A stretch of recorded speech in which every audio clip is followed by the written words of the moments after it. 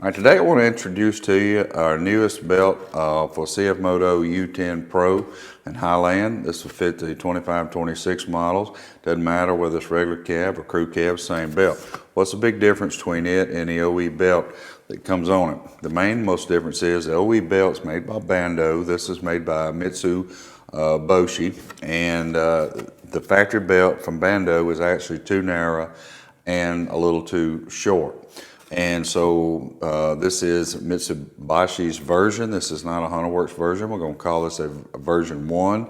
It is certainly a great improvement over the OE for the width more than anything. Your engagement RPM drops down from 2100-ish down to 1700 RPM for engagement RPM. There's a lot of people complaining about belt slippage, and it's mainly because the OE Bando belt is just too narrow for the vehicle. And I say this is version 1. It's their version. You will see this particular belt for sale other places. I think we have the best price on it. Nobody, including Hunterworks, really collaborated to make this particular belt. This is strictly what Mitsoboshi came up with themselves. Can kind of let the cat out of the bag a little bit.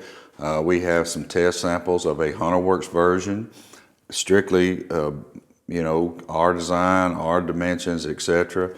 They were working on, but we knew that people needed belts fast for this vehicle because the OE was so bad, and we took Mitsuboshi's version, if you will. Ours will come later. The price will be, I believe, about the same. So don't sweat that. No, you don't necessarily need to wait because these vehicles seem to need a belt right now due to the Bando just being too narrow. So they are available on our websites, Hunterworks, Hunterworks One, and Amazon. And like I said, I think we got the best price on them. Outstanding. I've enjoyed them so far on our Highland. So check them out on the website. If you got any questions, Todd at Hunterworks.com. Thank you, guys.